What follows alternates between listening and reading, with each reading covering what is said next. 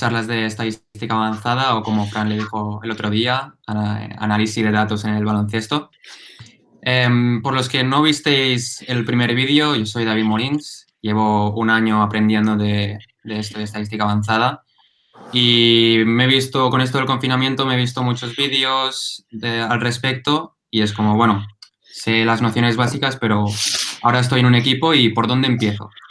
Es por eso que tengo la suerte de estar con estos expertos, hoy 3 expertos más, para poder hablar sobre la aplicación de la estadística avanzada al baloncesto. Así que vamos a seguir la misma estructura. Os presentáis vosotros mismos y luego ya empezamos a hablar del tema. Adrián, tú mismo. Ok, buenas. Yo soy Adrián Bues, soy, bueno, ahora mismo exentrenador. Por mí, yo lo sigo siendo, pero no tengo tiempo para nada. Estuve en Cornellà en EVA y después en Barça como ayudante delegado. Pero ahora mismo estoy terminando mi tesis doctoral, que también trata un poco de la aplicación de técnicas de inteligencia artificial aplicadas al deporte, como sería baloncesto, fútbol. Y ya está, tengo un software de extracción de estadística avanzada en competiciones FEP que se llama Westats y lo otro ya hablaremos más tarde. Genial. Luis. Vale, pues yo soy Luis Clausín y desde pequeño jugaba al baloncesto. Luego también fui entrenador y en 2004 monté la web Muévete Basket. Y ya desde hace un tiempo estoy profundizando en la analítica, estudiando un poco cómo los datos ayudan a los equipos a alcanzar sus objetivos. Y bueno, pues de cara a la próxima temporada estoy explorando oportunidades para ver si puedo trabajar con algo y tratar de ayudarles a aplicar todo esto en real. Perfecto. Jesús. Sí, yo soy Jesús Mayoral, en Zaragoza. Soy, digamos que el presidente del Club Deportivo José Luis Abós. Aparte, pues licenciado en Derecho y en Economía. En los últimos 3 años creé Básquet en Vena, un poco pensado para seguir la evolución de Básquet Zaragoza en materia de estadística. Empecé evolucionando con el tema de la estadística avanzada y poco a poco he seguido formándome en este tema hasta la actualidad que bueno, digamos que intento ya llegar a los límites que los datos que nosotros tenemos nos pueden dar en este campo. Perfecto. Pues empezaremos con Adrià, que nos hablará del clustering, un poco con la línea que dejó Fran en la anterior charla. Adelante. Perfecto, pues ahí vamos. Ok. ¿Veis mi pantalla? Sí. Perfecto. Vale, pues yo hablaré un poco también de clustering y como ha dicho David, empezamos donde lo dejó Fran, que hizo una presentación muy buena de caracterización numérica de jugadores, que eso es, el clustering en todo caso se basa en primero cuantificar, se ha ido, vuelvo. En cuantificar los jugadores numéricamente en base a unos parámetros o atributos y después clasificarlos. Así que aquí tenéis también el link por si os perdisteis esa charla y queréis profundizar un poco más.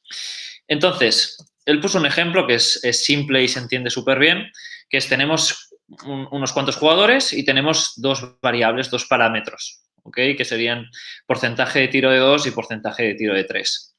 En este caso lo tenemos todo en un espacio 2D, por eso tenemos estas 2 variables y vemos que hay 2 grupos bastante bien definidos que son los que tiran mal de 2 y de 3 y los que tiran bien de 2 y de 3.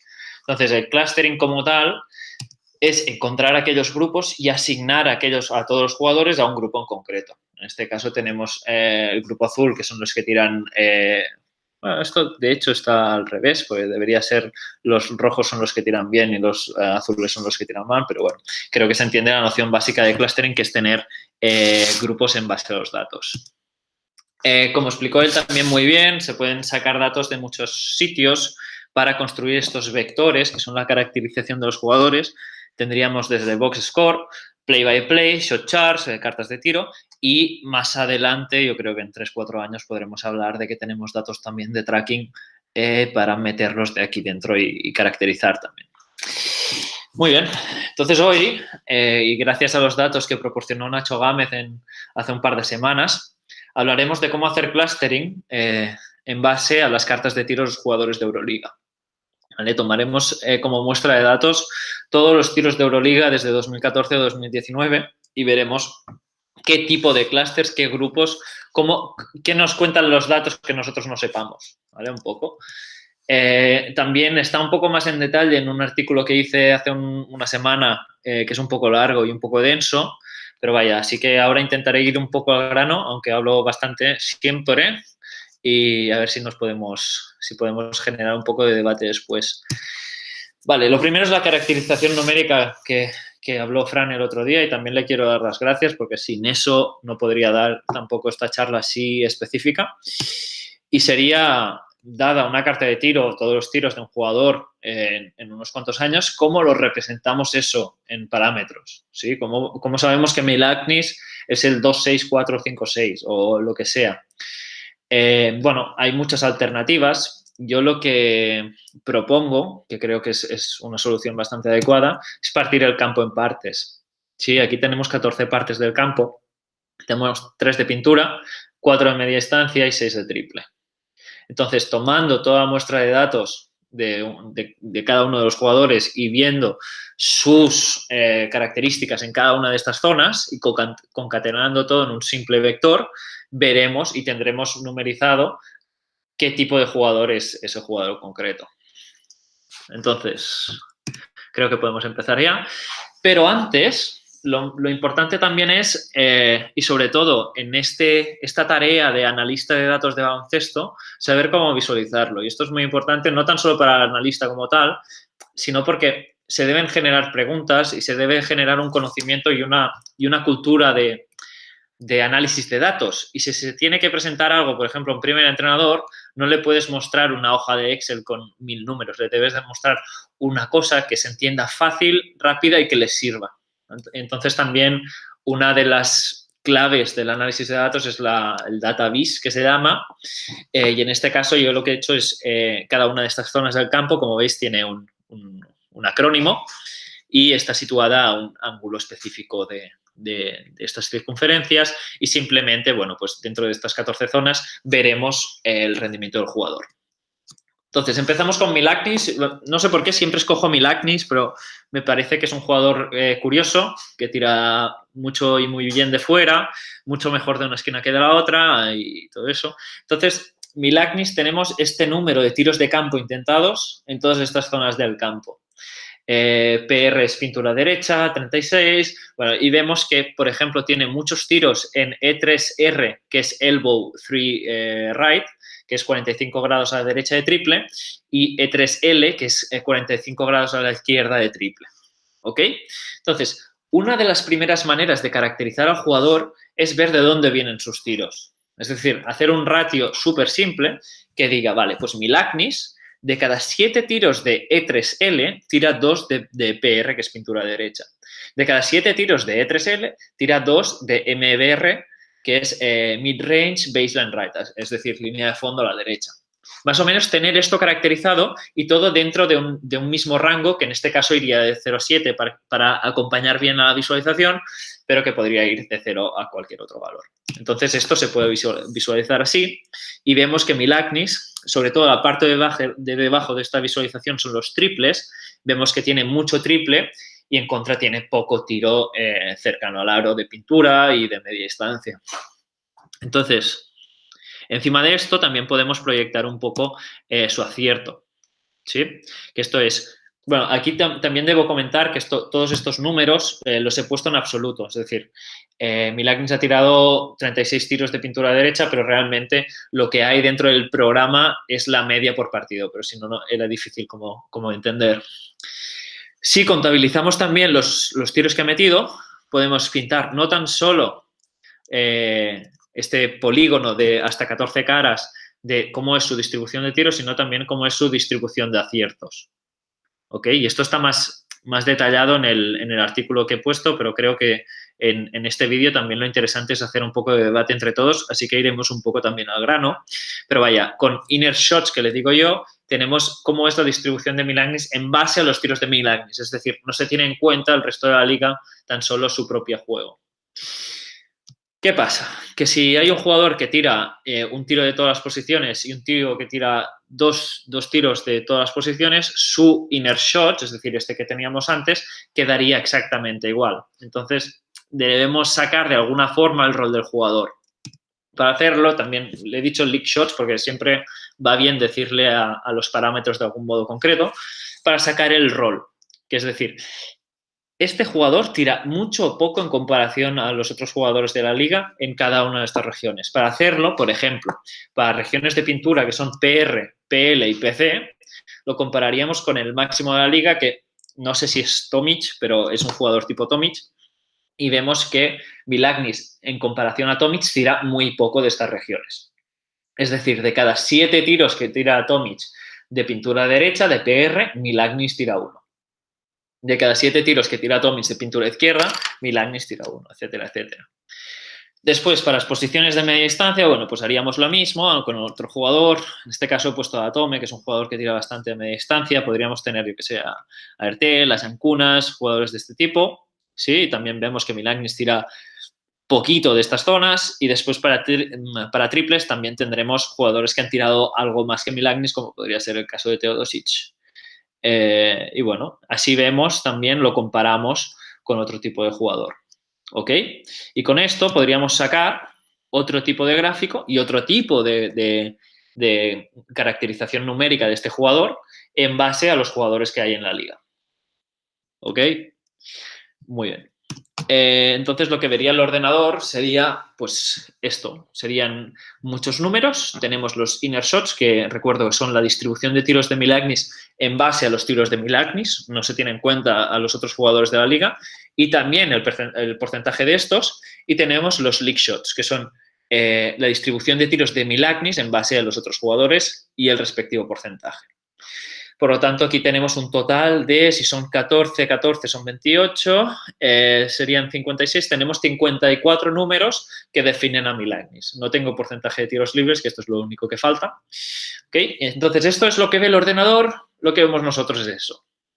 Esta comparación siempre es muy importante que nosotros tengamos esta herramienta de visualización porque se entiende mucho más que esta parte de aquí. Pero en ambos casos hemos cuantificado Milagnis con 54 números.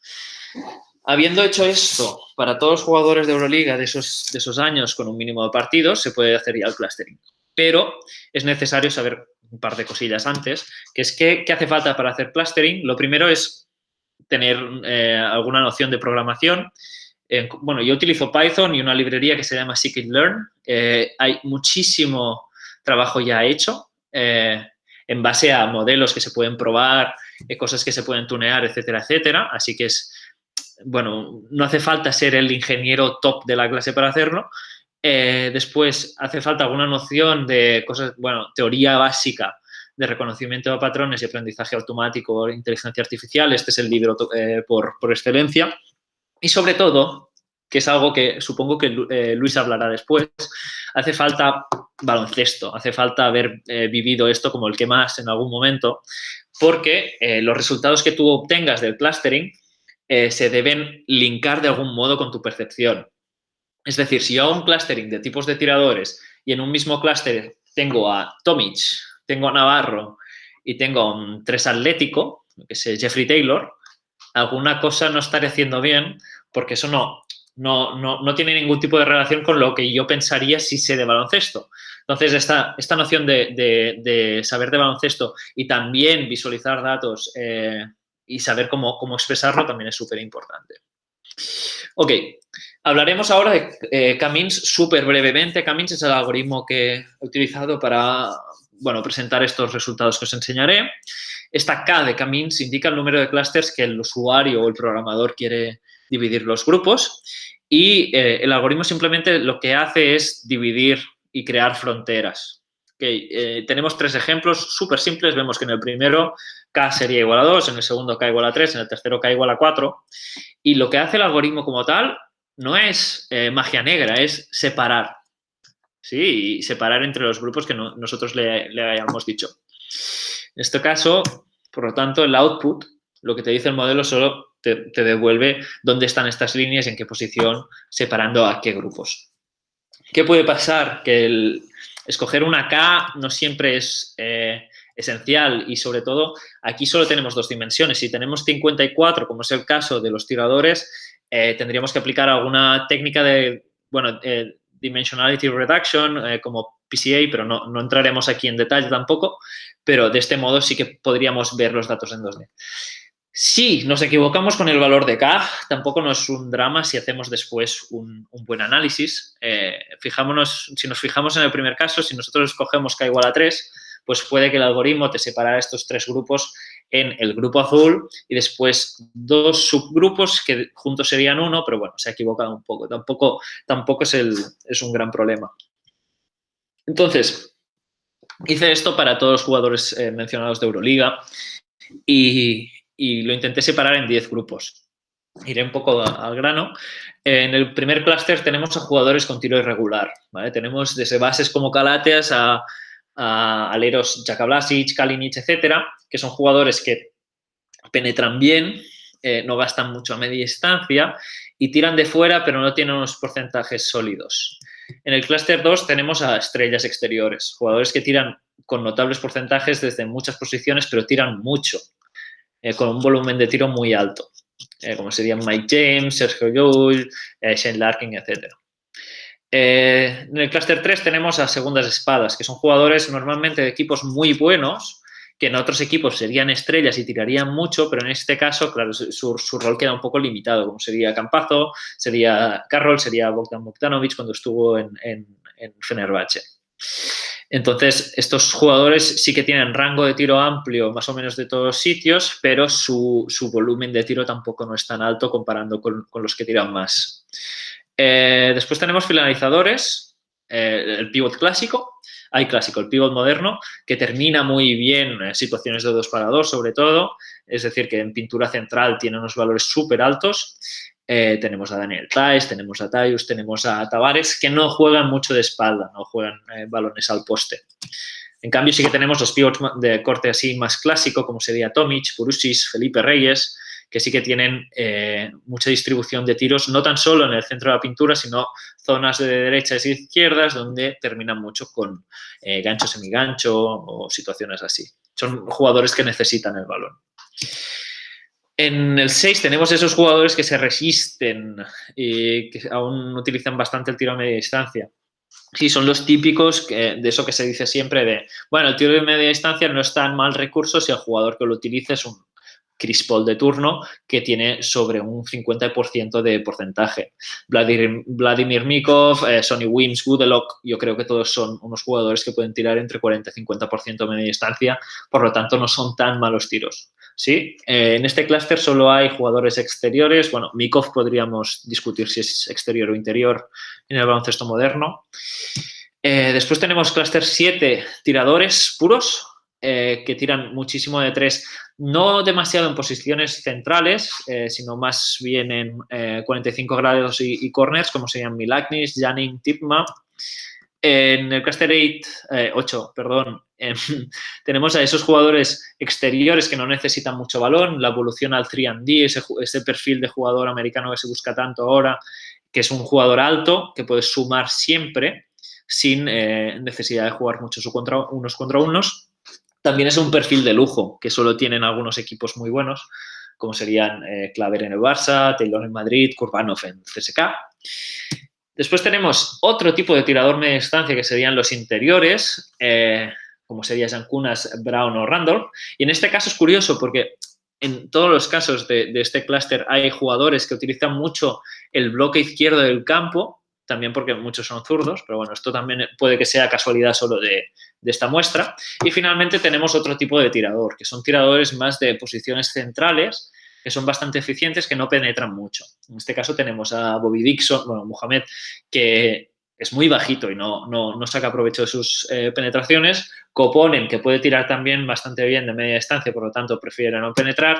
Y Rudy, que bueno, con la edad y los problemas de espalda también prefiere tirar, bueno, es un tipo de tirador reciclado.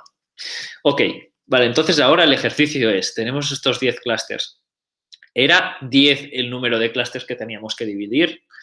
Puede que sí, puede que no. Aquí también depende un poco del problema que se quiera solucionar y de lo específico que quiera ser. Lo que veremos ahora es qué va pasando cuando vamos reduciendo el número de clústeres. Cuando pasamos de 10 a 9, y esto no es mi intuición, esto es el programa que lo he ido corriendo con varios parámetros y vemos realmente qué pasa. Cuando pasamos de 10 a 9, lo que veremos es que el clúster 7 y el clúster 10, que son los tiradores, se juntarán en uno, excepto Coponen, que va como segunda espada. Cuando pasamos de 9 a 8, lo que veremos será que los tiradores de media distancia, tanto los exteriores como los interiores, se juntarán en uno. ¿Ok? Que esto, más o menos, hasta este punto tiene sentido. Cuando pasamos de 8 a 7, el rol de estrella queda un poco diluido. Porque también Mike James desaparece, los segundas espadas se juntan con las estrellas, más o menos, así que diré anotadores con tiro de 3 a esos que antes, bueno, eran más o menos estrella, y tenemos anotadores media distancia aquí debajo. Cuando pasamos de 7 a 6, aparece algo que es un clúster no muy catalogable, que sería este que solo están Kalinic y Calates, pero lo importante es, si os fijáis de anterior, los clústeres 3 y 4, que eran los pivots, se juntan en tan solo uno. ¿Ok? Y esto también es interesante porque son, de todos estos que tenemos aquí, de todos los jugadores, son los que menos rango de tiro tienen. Y estamos clasificando solo en base al rango. Cuando pasamos de 6 a 5, vemos que se arregla todo un poco y ya pasamos a tener anotadores con tiro de 3, pivots, tiradores puros, jugadores con no tan buen tiro, que sería el 3&D, pero no hay tanto de 3 como de D. Y finalmente tenemos un poco anotadores de media distancia. De 5 a 4... ya queda mucho más reflejado en tan solo jugadores de rol, tiradores y jugador con rango de tiro, aparte de los pivots. En 3 ya limitamos mucho el rango de tiro como factor diferencial, que es los que tienen, los que son triplistas o los interiores, y finalmente ya tendríamos cuando estamos en 2. ¿Ok? Sí, es mucha información. Después puedo compartir las slides también para que lo miréis con calma. No quiero hacerme muy pesado. Pero, claro, dentro de todas estas posibilidades, no sé, yo hice el ejercicio con 10 grupos, ahora pienso que con 8 hubiera sido un poco mejor, pero bueno, tampoco difiere mucho el resultado. Y ahora quiero hacer unos warnings antes de entrar en aplicaciones finales. La primera es la temporalidad y la adaptación a los datos. Los datos, los modelos no mienten, es decir, son datos puros y no hay ningún bias, no sé cómo se dice en castellano, que influya en la toma de decisión. Lo hace el programa por sí solo. Pero claro, si nosotros pasamos los datos de Euroliga de los últimos 5 años, veremos a Vasilije Micic clasificado como un exterior sin tiro, cuando realmente ahora mismo sería como una estrella. Vemos a Taylor Rochester como estrella, cuando ahora mismo sería, bueno, más o menos un exterior media distancia. Vemos a Navarro como tirador cuando siempre ha sido una estrella y vemos a Sylvain Landsberg como un perfil de 3&D. Claro, Micic, la muestra de datos incluye su año en Estrella Roja con flojos lanzamientos, su año en Zalgiris, que estuvo bastante mejor, pero no estuvo perfecto. Entonces, claro, si tú incluyes estos datos en la muestra, después tienes que asumir las consecuencias, que puede que haya algo que no ligue del todo con tu percepción. Rochester lo mismo, pero a la inversa, tuvo su año ese de gloria en Nizhny Novgorod, entonces eso le sirve como estar como estrella y no como exterior media distancia, que es como está ahora en Olympiacos. Navarro, hemos tomado los datos de sus últimos años como más o menos tirador reciclado, así que por eso es tirador no estrella. Y después Landsberg, este es un perfil que, claro, el aficionado medio de baloncesto español dirá, oh, Landsberg es el de Estudiantes que metía 20 por partido. También se tiene que pensar que Landsberg, antes de venir a Estudiantes y cuando estaba en Maccabi, no metía tanto, no era el jugador diferencial. Así que esto, por eso decía que es muy importante saber de baloncesto cuando se ven los resultados, para sacar conclusiones que no sean erróneas.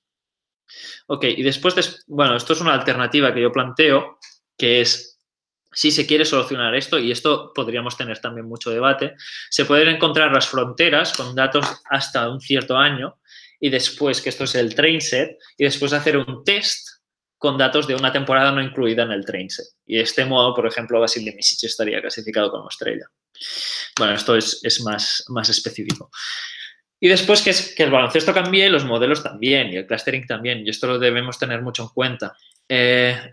bueno, hice el mismo experimento de tener 10 clusters utilizando datos de Euroliga, pero entre los años 2007 y 2013.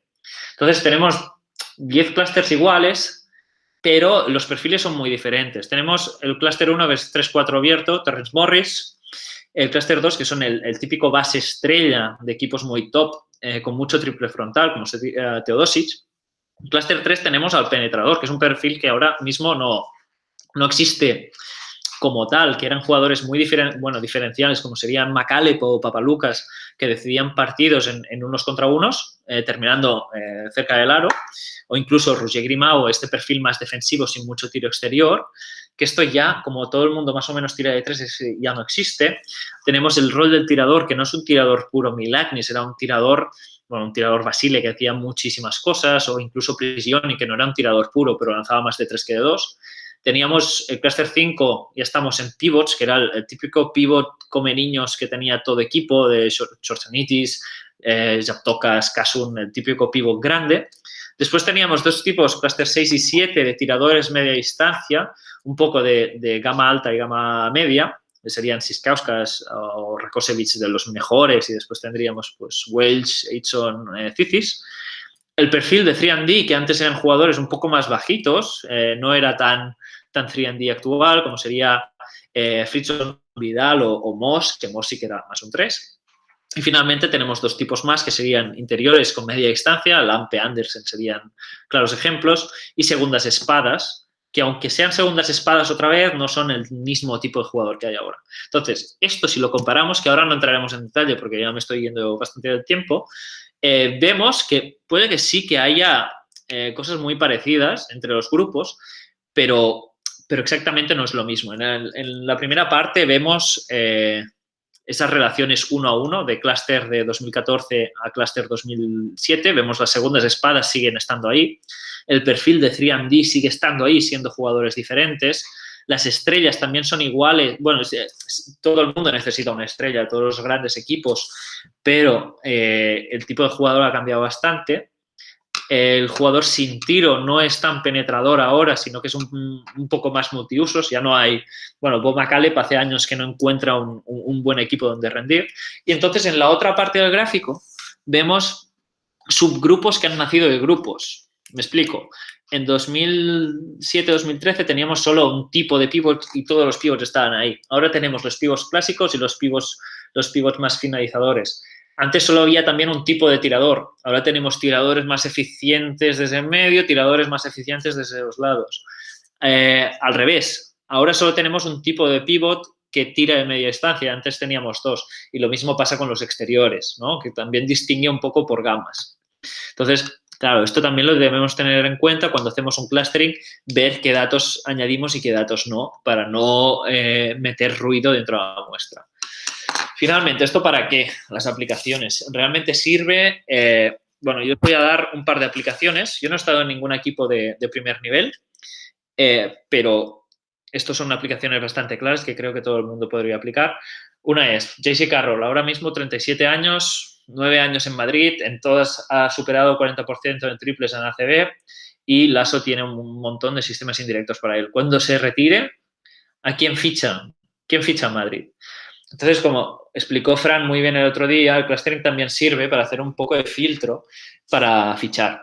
Si tienes una bolsa de 4.000 jugadores, debes tener 10 que sean futuribles sustitutos de Carroll en este caso. Entonces, aquí tendríamos el perfil Kalinic, seguro que no. El perfil Jennings seguramente sí. El perfil Gudelev, pues demasiada media distancia para estos carretones. Kurbanov y James tampoco son este tipo de jugador.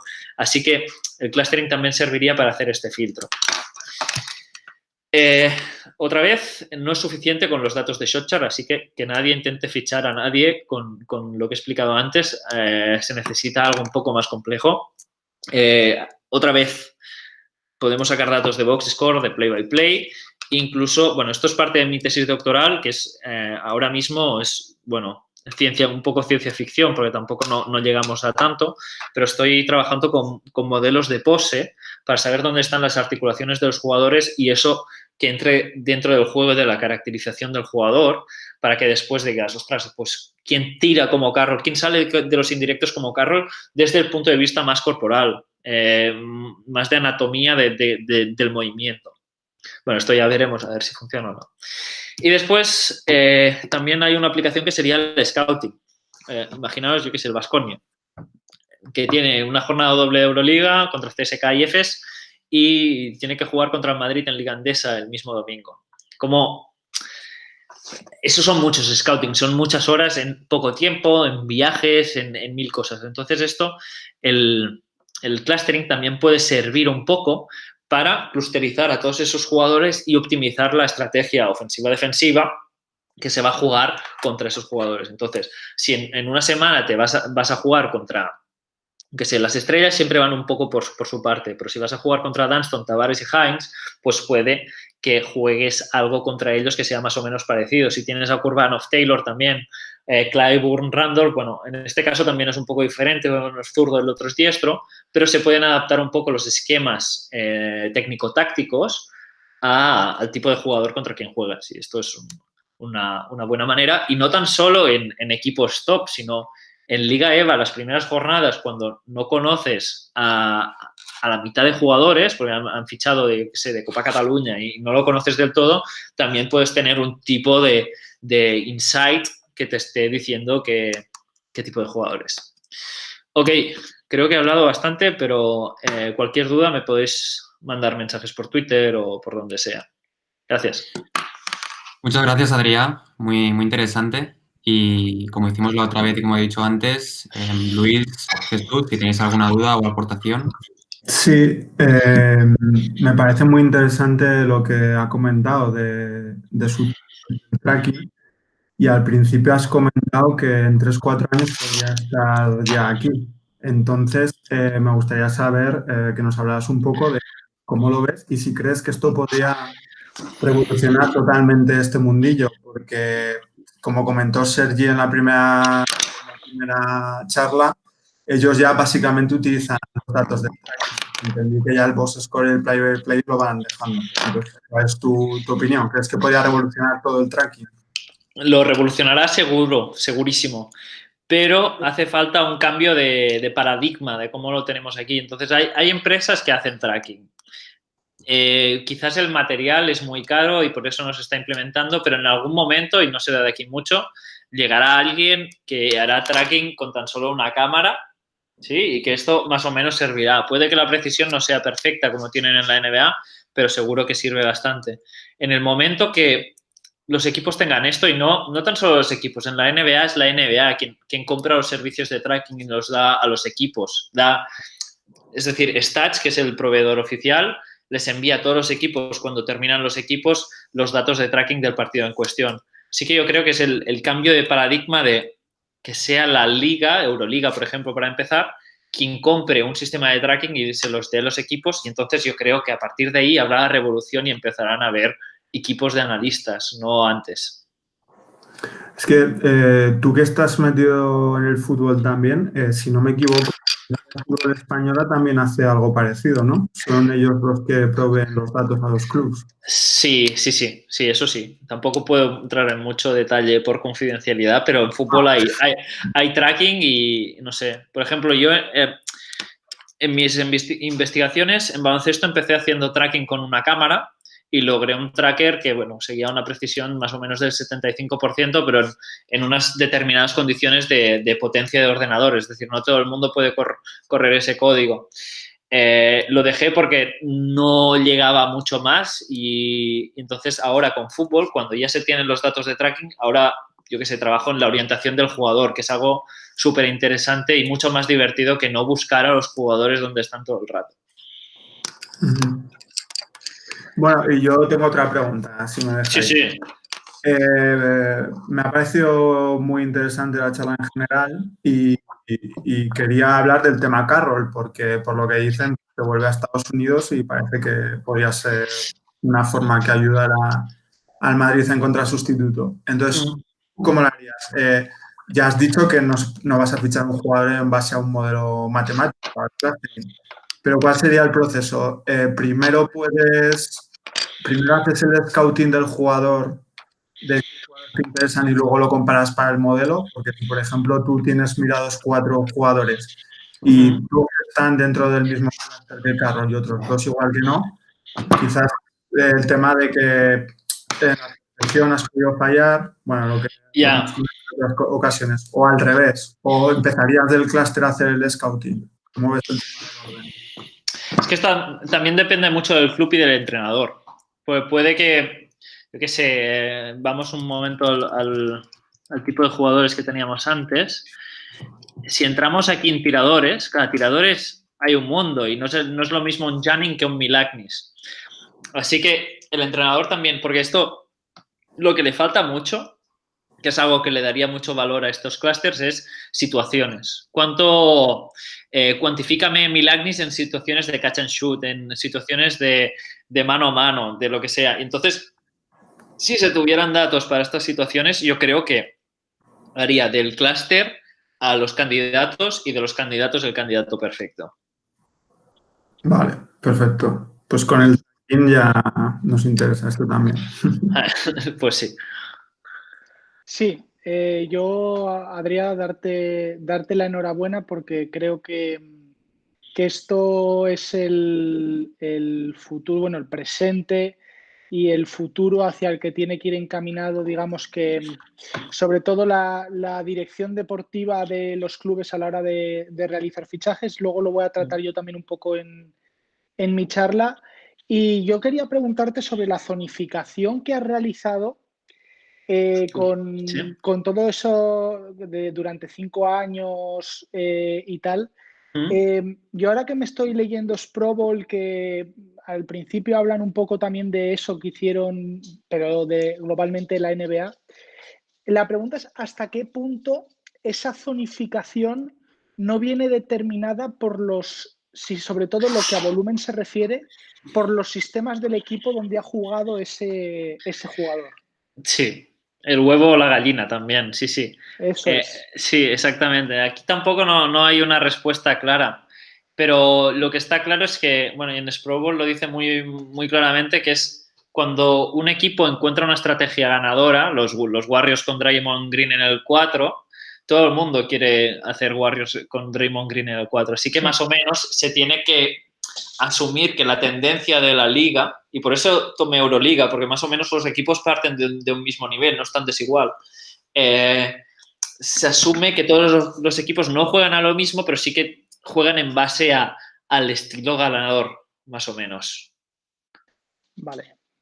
Nada, era eso porque o sea, a mí sí que me parece que para lo que es el scouting propio y al hilo de la zonificación, el otro día que mostraban una charla Ander respecto de lo que hace Obradoiro también y tal, pues sí que lo veo muy, muy, muy, muy útil, pero que a la hora de tomar el volumen de un jugador, como me pongo desde mi piel de entrenador, que sí que es verdad que hay jugadores, pues por ejemplo, Vasileyadis, pues tira mucho mejor, pues sería aquí en tu zona C3L, ¿vale? Vasileyadis sí, pero no sé hasta qué punto nos puede llevar a encaminarnos a un jugador directamente si no sabemos el volumen que podría tener en otro equipo con otros sistemas. Claro, sí. También comentar que, claro, el clustering y todo eso es tan solo una herramienta. Siempre hace falta la opinión del experto que te dice, bueno, pero esto también viene dado por X características que llevan a que ese jugador tenga tal volumen en esa parte del campo, por ejemplo. Pues sí, toda razón, muy interesante. Vale, pues por mi parte, reiterarte la enhorabuena. Gracias. Yo tengo una pregunta y es que, bueno, has puesto los 10 clusters que a priori eran según tiro, pero diferenciabas 2 que eran de media distancia. Lo que pasa es que la diferencia es que unos quizá eran exteriores y otros eran más 4 tiradores. Y es la pregunta relacionada con lo que dijo Fran el otro día. ¿Pones también aquí parámetros que sean categóricos tipo ya un poco la posición o la altura o los rebotes? No, aquí solo tengo datos de shot chart. Y entonces no tan solo con categóricos, sino también, bueno, cosas de play by play también ayudaría muchísimo y evidentemente rebotes diferenciaría mucho. Sí que es verdad que si os fijáis en el league shots de este, que es Smikov y ahora cambio Jankunas, la media distancia está bastante resaltada, están en la circunferencia 3 más o menos en todas partes y Jankunas es lo mismo, pero sobre todo en el bloque izquierdo. Es cierto que en estos bloques, en estos clusters había pocos jugadores y si os fijáis después los clusters 6 y 9 que son estos son los segundos que se juntan. Así que también introducir datos como los que comentaba Fran el otro día sería lo mejor porque está claro que Anthony Randolph y Vladimir Mikov no son el mismo tipo de jugador y menos Jankunas. Así que también hace falta más datos meter aquí, más chicha. Genial, pues muchas gracias y pasamos a escuchar a Luis. Adelante cuando quieras. Vale, vamos.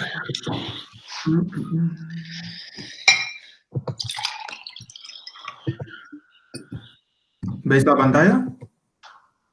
A ver.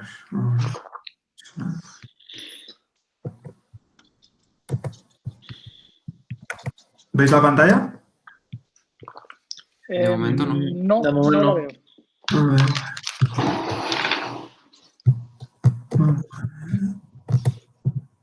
Vale.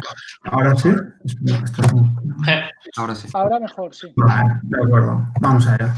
Vale, pues mi dato se titula cómo los datos pueden reducir el impacto de los riesgos cognitivos en la toma de decisiones. Más simple de lo que parece el nombre. Vamos a intentar ir rapidillo. Hay 3 bloques, más bien 2 bloques y una pregunta final. Este es un caso real que hemos estado hablando esta semana en Twitter, que salió el tema de que Alex Reyes, jugador de Lefort, Bilbao estaba interesado en su fichaje. Entonces, pues hubo gente expertos en el Leforo, que escribieron sobre él y a mí me llamó la atención que destacaban, por ejemplo, en este caso, que era un auténtico cañón en los lanzamientos exteriores.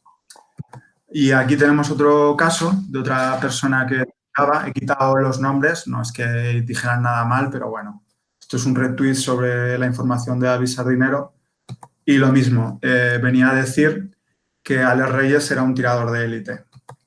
Y entonces es un poco el tema que quiero tratar al principio de esta presentación, que es cómo podemos utilizar los datos, como comentaba antes Adrià, para confrontarlos con nuestras percepciones, porque a veces la mente nos engaña y pensamos que una cosa es de una manera, pero realmente debido muchas veces a los sesgos cognitivos de los que voy a hablar en esta charla, pues se diferencia y no es lo que pensamos. Y en este caso, por ejemplo, en el de Alex Reyes, yo mirando los números hice este pequeño gráfico porque a mí me sorprendía que yo miraba los datos brutos de porcentaje y no me parecía un super tirador. Y entonces también miré en este gráfico, saqué los datos de las últimas 3 temporadas, los jugadores que tiraban más de 150 triples en Leforo, y analizándolo en el eje Y el volumen de lanzamientos, o sea, si es un tirador de volumen, y en el eje X el porcentaje de acierto. Y con lo cual encontré que Alex Reyes justo estaba en la mitad. Es decir, no es un mal tirador, pero tampoco es un super tirador, es un tirador medio en la Leforo. Otro ejemplo es el de Illimane Diop. Aquí saco otro tuit que hablaba una persona que decía que ahora Diop, aparte de ser una amenaza interior, lo es también exterior. Y que a partir de ahora sus defensores no podrán flotarle, pues básicamente porque en su último partido había hecho 2 de 3 en triples contra el Barcelona. Y aquí hay otro caso de otra persona que ya directamente, este es de nada, hace un par de meses, 3 ya, que pedía la renovación de Diop porque decía que además de todas las virtudes de ser uno de los mejores defensores y tal, pues también ahora es capaz de meter triples. A mí me llama mucho la atención porque si vamos, por ejemplo, a los datos de sus 7 temporadas en la Liga ACB, comprobamos que Diop, del que muchos dicen que ahora es capaz de abrir el campo, en 208 partidos en la ACB ha anotado 13 triples y encima con un 30%. no parece un gran tirador. Y por último, este otro ejemplo que habla de las canteras, de unos datos que encontré de las canteras del Madrid y del Barcelona. Esto pasa en todas las canteras y en todos los deportes, pero yo lo comprobé con estos datos. Como es curioso que es la fecha de nacimiento, de cuando nacieron, sobre una muestra de las últimas temporadas de 146 canteranos del Real Madrid y del Barcelona, que son básicamente los datos que manejaba yo, son los que jugaron en LEF y en EVA, son esos los datos que yo tengo, como prácticamente la gran mayoría han nacido dentro del primer semestre, los canteranos. Y luego sus jugadores de la ACB, aunque hay más tanto de Madrid y de Barcelona, tanto en ambos equipos, aunque hay más jugadores en el primer semestre, como vemos en el gráfico, está bastante balanceado. Es un tema que solo con tu percepción no lo encuentras, no piensas que es así y luego mirando datos te llevas estas sorpresas. Más adelante explicaré por qué se da esto. Vale.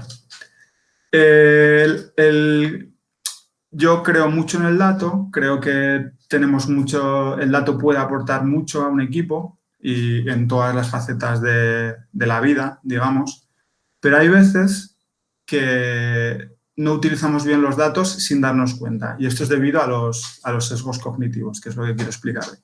Entonces, el concepto de sesgo cognitivo, como pone aquí, lo introdujeron Daniel Kahneman, que ganó el Nobel de Economía en 2002, y Amos Tversky en 1972, a raíz de una investigación en la que llegaron a la conclusión de que existen influencias emocionales y patrones que hacen que no seamos capaces de interpretar adecuadamente la información que recibimos. ¿Cuál es la consecuencia de esto? Pues que actuamos de manera irracional o, en el mejor de los casos, de una manera que no es la idónea y que incluso está alejada de la idónea. Y el problema es de que la mayoría de las veces hacemos esto sin darnos cuenta. Vale. Sesgos cognitivos y baloncesto. Porque que si economía, que si tal, un Nobel de Economía, ¿qué tiene esto que ver? Pues yo en el libro de Deshaciendo Errores que ha escrito Michael Lewis, que habla precisamente de Kahneman y Tversky, me sorprendió que el primer capítulo está dedicado en exclusiva a Daryl Morey, que es el general manager de Houston Rockets. ¿Por qué? Pues porque ya Daryl Morey, cuando fue contratado por Houston, hasta ahora en Houston hasta que llegó él, que bueno, ya llegó hace 10, 12 años, bastante, no sé exactamente la cantidad hace cuánto firmó. Pero cuando llegó Morey a Houston, todas las decisiones en Houston, en la front office, se tomaban en base a percepciones, apenas utilizaban los datos. Y Morey cambió el planteamiento y en base a diferentes modelos matemáticos decidió que las decisiones se iban a empezar a tomar en base a datos. Pero se empezó a frustrar porque su modelo matemático no daba los resultados que él esperaba, tenía bastantes fallos. Pero durante el lockout hizo un curso de economía y descubrió los sesgos cognitivos y se dio cuenta que muchas veces el problema no era que el modelo fallaba, sino que con los datos que ofrecía el modelo tomaban malas decisiones por caer en sesgos. Ahora el modelo no es perfecto, pero digamos que ya le funciona mejor gracias a haber descubierto estas trampas mentales. Y aquí hay otro ejemplo, que es Sachin Gupta, que es el vicepresidente de operaciones de baloncesto de Minnesota Timberwolves, que también ha trabajado en otras franquicias como Philadelphia, Houston o Detroit, que él, en la primera entrevista que concedió cuando fichó el verano pasado por Minnesota, reconoció que lo primero que había hecho al estar en su despacho es poner un póster con los 20 sesgos cognitivos más frecuentes como recordatorio de que a la hora de tomar decisiones no cayera en ellos. Vale. Voy con algunos de los sesgos cognitivos en los que es más común caer y pondré ejemplos exclusivamente de baloncesto. Vale, este es uno de los más habituales, que es el sesgo de confirmación, que es la tendencia a favorecer, buscar, interpretar y recordar la información que confirma las propias creencias o hipótesis. Un ejemplo muy fácil. Si tú estás haciendo un scouting o si tú en tu plantilla tienes un jugador que te gusta, dirás que te gusta porque es un jugador polivalente. Pero ese mismo jugador, con esos mismos datos, si no te gusta, dirás que no te gusta porque no tiene una posición definida. No es ni un 3 ni un 4. Entonces, digamos que esta es la historia de los sesgos. Nosotros creamos nuestra imagen y luego nos apoyamos en los datos, en este caso en el sesgo de confirmación es lo que ocurre, para defender nuestra hipótesis. Nos creemos que utilizamos los datos, pero realmente estamos utilizando los datos para reafirmarnos en nuestras creencias previas. Aquí hay otro ejemplo que estaba escuchando una tertulia de baloncesto de Málaga en la que le estaban dando bastante caña a su entrenador, a Luis Casimiro, y entonces para avalar su teoría de que no estaba realizando el trabajo que a ellos les gustaría, empezaron a dar datos como, por ejemplo, decir que Unicaja era el peor equipo de la ACB repartiendo asistencias. A lo cual yo les escribí y dije que no era del todo cierto, porque Unicaja jugaba en esos momentos el tercer ritmo más lento de la ACB y, por tanto, cuando juegas a un ritmo lento generas menos acciones de todo tipo. Entonces, si mirabas el porcentaje de asistencias por posesión, era 12º, que no es un gran dato, pero no era el peor. Mismo caso que el anterior. Vale, otro sesgo importante es la heurística de disponibilidad, que dice que la información y los datos más aceptados, recientes o prontamente disponibles son seleccionados con prioridad por nuestro cerebro. Aquí hay un caso muy famoso que en la película que si os interesa un poco la estadística es fácil que habéis visto, que es Moneyball. El manager general de los Oakland Athletics, del que hace Brad Pitt en la película, que es Billy Beane, perdón, dice que es una película basada en hechos reales, dice que él cuando empezó a utilizar los datos descubrió que se dio cuenta que había un patrón significativo en los jugadores que le recomendaban sus scouts y que eran siempre jugadores guapos y fuertes. ¿Por qué? Porque los scouts buscaban a los que parecían mejores jugadores, no los que realmente eran mejores jugadores. Es decir, ellos veían jugadores altos y fuertes y automáticamente el cerebro, sin darse cuenta, los asociaba a buenos jugadores. Luego, con Podesta y compañía, con los datos no coincidían. O sea, otra vez, ellos empezaron a confrontar datos con percepciones y encontraron estos problemas. En el libro que os comentaba antes, ponen el ejemplo respecto a esto de que en el modelo matemático o el modelo basado en datos que creó Daryl Morey para elegir jugadores en el draft, el año que se presentó Marc Gasol, les daba que ese jugador era ideal para su franquicia, por los datos que tenían. Tenían datos buenísimos de Marc Gasol, pero un scout encontró por internet una foto de Marc Gasol sin camiseta y se le veía bastante gordo. Y entonces le empezaron a llamar los scouters y en la franquicia de Houston el hombre con tetas. Y cuenta Morey que se dejó influir por esa percepción de los scouters y pensó que cómo iba a elegir un hombre con tetas en el draft. Dice que a partir de eso ya nunca más ha vuelto no permite poner motes a los jugadores porque dice que sesgan los datos. Vale, y antes de esto hay otro ejemplo también que me llamó mucha atención. Hay un libro que se llama Sociernomics que habla de que un club inglés, no especifica cuál, que también empezó a utilizar datos, se dio cuenta que sus scouts generalmente recomendaban a jugadores rubios. Y es por el mismo tema. Hablaban de que cuando vas a ver un partido de fútbol, hay 22 jugadores, si 20 son morenos y 2 rubios, la vista se te va a ir de manera inconsciente hacia los jugadores rubios. Eso no quiere decir que tú estés mandando informes buenos solo de jugadores rubios, no. Lo que viene a decir es que si el jugador rubio es bueno, tú vas a tender a fijarte más en su juego y si solo lo basas en la percepción, lo vas a sobrevalorar. Entonces, la ventaja de los datos es que los datos no entienden de jugadores rubios, de jugadores guapos, de jugadores fuertes. Vale, y aquí hay otro sesgo de disponibilidad que este está basado en que le damos, o sea, sigue siendo disponibilidad, pero dentro de lo que hablábamos, un poco diferente a sobrevalorar a un jugador por su apariencia, sino por sobrevalorar la última información que tenemos. Y me llamó mucho la atención este verano, llegamos con que Garuba era el futuro del baloncesto español, Garuba, y llegamos al europeo, creo que era un europeo sub-18, y de repente España fue campeona de Europa con 4 partidos tremendos de Sati Aldama y ya nos volvimos locos de que a comparaciones con Pau Gasol.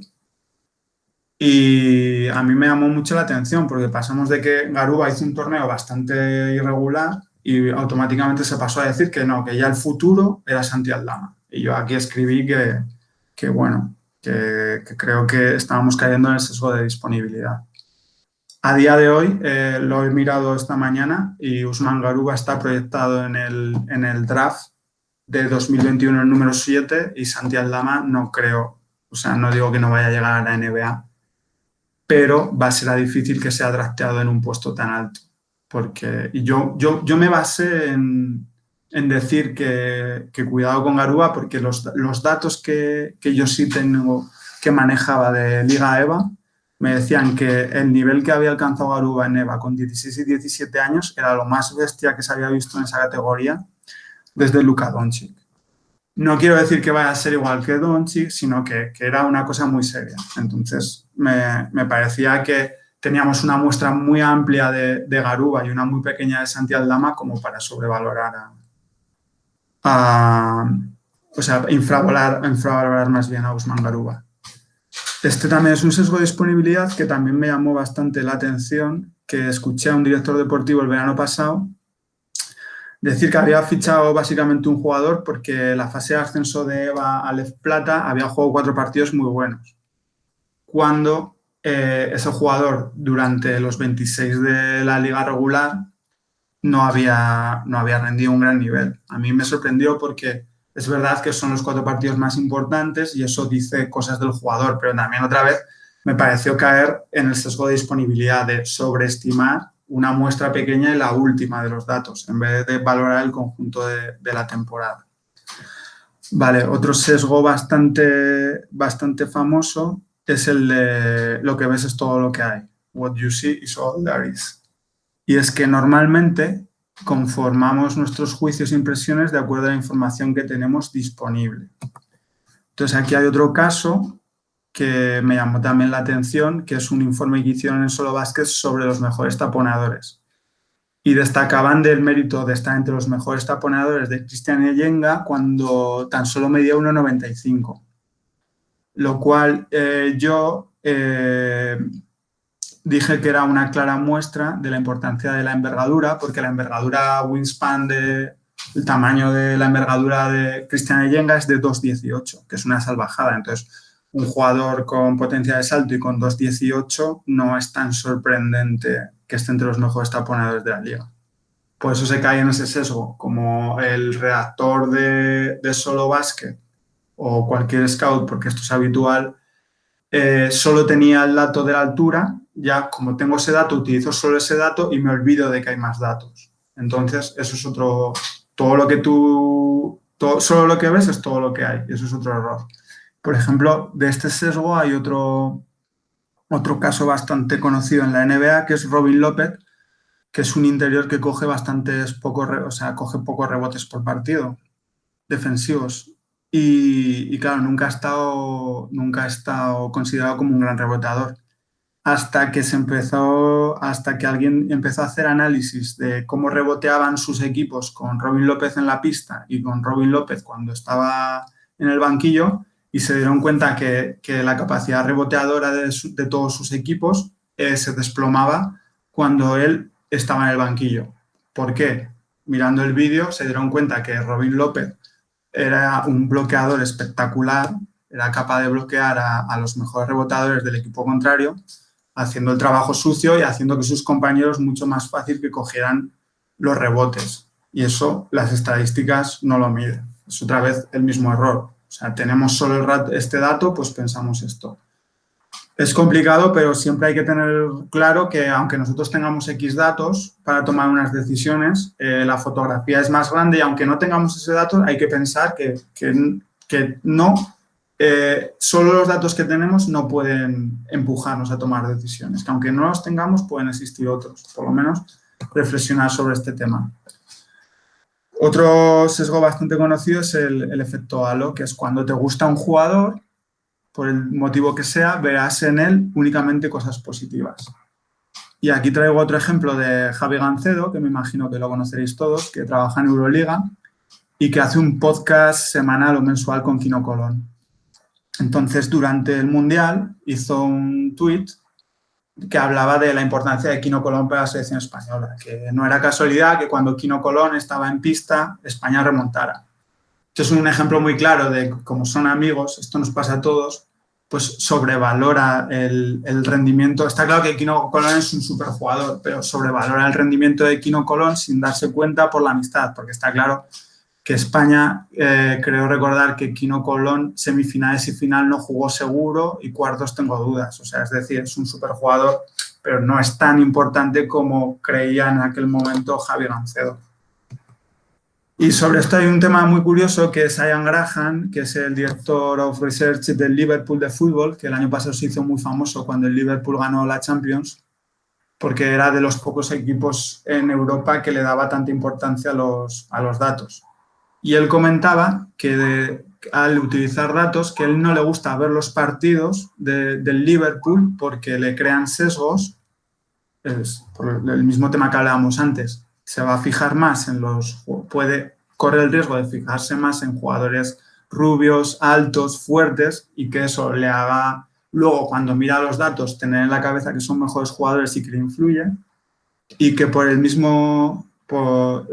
también por el tema de sesgos, no quiere confraternizar con los jugadores, no quiere comer con ellos, no quiere compartir en viajes, para no caer en el efecto halo, que es parecido al tema que acabamos de hablar con Javi Gancedo y Kino Colón. Si él se lleva bien con un jugador del Liverpool, o muy bien, cuando mire los datos de manera inconsciente, va a buscar los datos que confirme que es un buen jugador. Y esta es la historia de los sesgos que ocurren sin darte cuenta. Y por último está el sesgo, hay muchos sesgos, pero bueno, tampoco vamos a estar aquí toda la tarde. Y es el sesgo de sobreconfianza, que es la sobreestimación de la seguridad con la que confiamos en nuestras propias decisiones o posiciones. Y aquí hay un ejemplo muy llamado divertido, a mí me gustó mucho cuando me lo contaron, que fue cuando Aito García Reneses demostró a sus jugadores que caían todos en el sesgo de sobreconfianza. Y les pidió, antes de un entrenamiento, que escribieran en un papel cuántos minutos creían que era justo que jugaran por partido. Los metió todo en una caja, lo sacó, lo sumó y obviamente daban muchos más de los 200 minutos que tenía Aito para repartir en cada partido. Con lo cual les demostró que los jugadores sobreestimaban lo buenos que eran, al menos en comparación con sus compañeros. Vale, y para cerrar, volvemos al ejemplo anterior. Hemos empezado con Alex Reyes, lo que comentábamos. Es un auténtico cañón en los lanzamientos exteriores, un tirador de la élite, pero parecía que los números no decían eso. Un claro caso de sesgo de confirmación. Lo he visto jugar, me he creado esa idea y tengo datos que lo respaldan, como me contestó una persona en Twitter cuando publiqué el gráfico que os enseñé al principio, que decía, yo lo he visto en directo en Valladolid y confirmo que es un gran jugador. James Harden tiene un 36% y creo que nadie discutiría que es un gran jugador. Es decir, aunque yo te haya mostrado mis datos, como tú ya tienes la idea creada, tú también tienes tus datos que confirman tu idea. Es decir, sesgo de confirmación. Tema Iliman Ediop que hablábamos al principio. Tanto aficionados como periodistas en Vitoria afirman que puede abrir el campo desde el triple, cuando ya hemos visto que los datos parecían no decir eso. Efecto halo. Me cae bien Diop, es el único canterano que ha salido en la última década prácticamente en Vitoria. Así que además de ser un buen defensor, que en eso podemos estar todos de acuerdo, como en un partido metió 2 triples, afirmo que puede tirar desde fuera. Con lo cual aquí también sumamos el sesgo de disponibilidad. Estamos sobrevalorando la última muestra que tenemos. Es decir, en este caso se conjugan dos sesgos. Y luego también el tema de que hablábamos de la cantidad del Real Madrid y a Barcelona. Ellos buscan los mejores jugadores, en teoría, para en el futuro incorporarlos a sus primeras plantillas. Ese debe ser el objetivo de las canteras de los equipos, pero realmente lo que con lo que se quedan es con los mejores jugadores que van a los campeonatos, sin proyectar a futuro. Porque la historia aquí, el tema por el cual las plantillas, las canteras suelen tener jugadores del primer trimestre o del primer semestre, es porque hay mucha diferencia entre un jugador nacido en enero y diciembre, cuando tienes 14 años. Prácticamente es un año entero. Y es por el tema, por ejemplo, que es muy espectacular el Carlos Alocén, que nació el 30 de diciembre. Si tú mirabas los datos con su generación, eran increíbles. Al haber nacido el 30 de diciembre realmente por 36 horas, no juega con la generación anterior.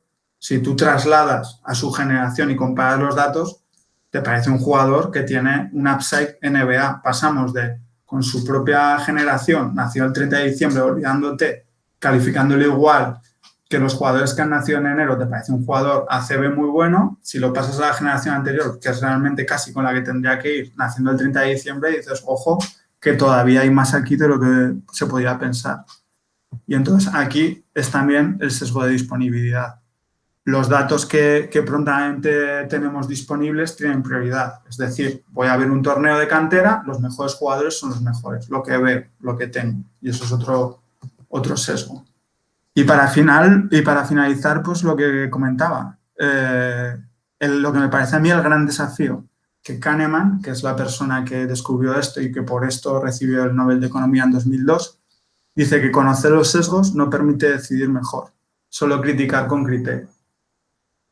¿Qué quiere decir esto? Que esta charla no vale para nada, porque al final, si el propio Kahneman dice que no vamos a decidir mejor, digamos que esto lo hizo Kahneman para demostrar que aun conociendo los errores, aun conociendo los sesgos, eso no nos podía permitir relajarnos, porque si no sigue siendo muy fácil caer en ellos. Por ejemplo, Sachin Gupta, la persona de Minnesota, esto lo tiene claro y aunque conoce los sesgos, él ha decidido ponerse un póster con los 20 principales sesgos para que no se le vaya nunca de la mente, para que cuando él tome una decisión, estoy fichando a este jugador porque lo conoce no sé quién y le cae bien, estoy fichando a este jugador, o sea, para que cruzar datos y sesgos, enfrentar datos con percepciones.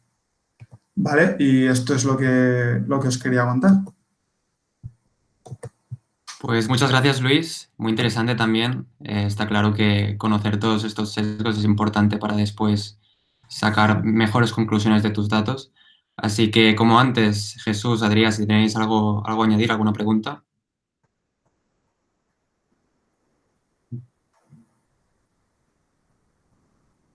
Jesús, no te oímos. Yo al menos no te oigo. Yo tampoco.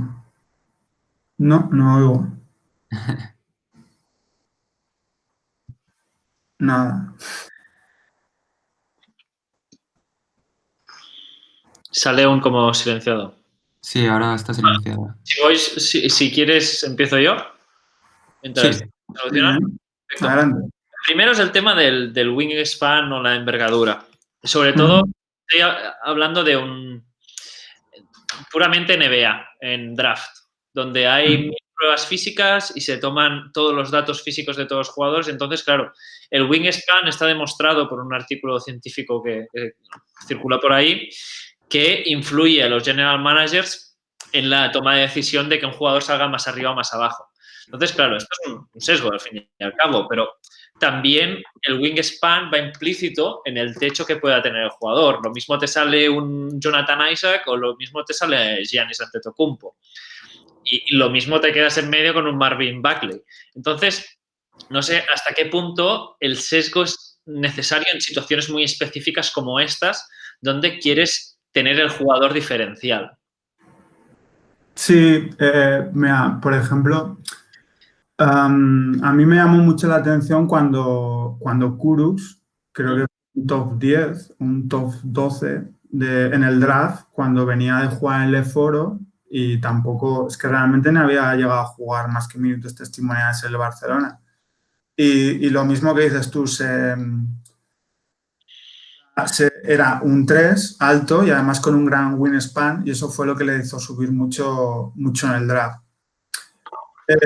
Yo a lo que quería, o sea, esto ya es un tema más de manager. Está claro que por un lado se puede sobredimensionar a un jugador y hay muchos ejemplos. El propio Diop, que no acaba de romper, es el jugador, yo de los datos que tengo de la ACB, con un wingspan más brutal. O sea, no sé si es 240, o 210. Y está claro que Diop, a ver, va a parecer que me cae mal, ya he metido lo simple, pero que Diop no acaba de romper al nivel en el que esperábamos. Realmente eso ya es otro tema más para los general managers, pero lo que quiero decir es que, por ejemplo, no es tan, en el caso de Yenga, sí, claro, mide 1,95, pero si tenemos en cuenta que el wingspan además es una característica que favorece el rebote ofensivo, favorece robos, favorece tapones, pues entonces la sorpresa no es tal. Y luego, respecto a esto, hay una cosa que además claro, en Europa casi no hay datos de wingspan, estos casi todos los sacamos claro, Yenga fue drafteado, por eso tenemos los datos, pero me llama mucho la atención que constantemente tú ves reviews de informes de cualquier jugador ACB y enseguida se destaca el mismo Krejcik de Zaragoza, el mismo Carlos Alocén, enseguida se destaca por su envergadura y digo, y es percepción pura porque no hay datos. Y a mí me pone bastante desde este sentido de que cuando ahí también hay un sesgo, que cuando se quieren agarrar a algo, o que a todos nos dices, no, eso no deja de ser ojímetro porque el dato oficial no está. Correcto. Vale, después tengo otra pregunta. Bueno, primero decir que yo soy de 28 de diciembre y que por eso no he llegado jugador, pero si no, estaría ahí partiendo la pana. Después, es de esto de las canteras. Yo creo que a veces los mejores jugadores también necesitan entrenar contra jugadores muy físicos. Y entonces también se necesita este perfil de jugador que sea el primer trimestre del año o algo, que siempre se pegue contra el mejor. Por ejemplo, yo un día hablaba con Gerard Gumila, que es de la generación 95 de la Peña Dorada, que lo ganó todo, y Gerard, su techo no era muy alto, era un excelente jugador y era una pieza clave en ese equipo, pero claro, Gerard me decía, es que yo cada día me pegaba con Abalde como el que más, mira Abalde ahora. Entonces, Gerard, por suerte, es un tío que es súper inteligente y ahora está entrenador y este será un agente bueno, perfecto. Pero claro, a Abalde le debe muchísimo a este Gerard. Entonces también comentar a ver si esto también está influenciado por saber a quién promocionar de la cantera y saber qué piezas necesita ese jugador para pegarse para llegar al primer nivel. Es que aquí también se da otro efecto que al final no podemos. Lo que está claro es un poco lo que mostraba en el gráfico, ¿no? O sea, hay muchísimos jugadores nacidos en el primer semestre cuando luego la diferencia en profesionales no es tanta. Y está claro que además los jugadores necesitan un desarrollo físico, tal.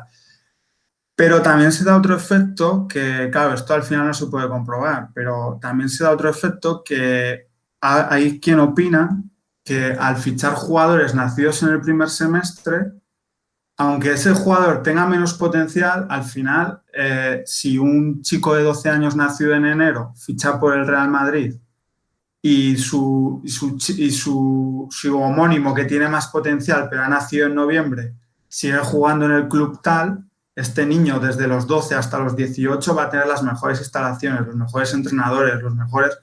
Entonces, aunque digamos que el otro teóricamente tenía más potencial ajustando el mes, la pedazo de formación que ha recibido en comparación con la otra le va a hacer que este otro chico llegue a la ACB. Y cuando quizás tuviera menos potencial real. Entonces, claro, esto es como todo, ¿no? Realmente yo no tengo muchas respuestas para todo esto. Yo simplemente lo planteo porque es muy exagerado. Pero ya te digo, hay casos como el de Alocén, que yo creo que ha pasado un poco bajo el radar por eso, o el tuyo propio. Yo creo que tú, naciendo el 28 de diciembre, tenías un mayor upside. No, perfecto, muy, muy interesante todo, gracias. A ti. Nada. Jesús, no te oímos.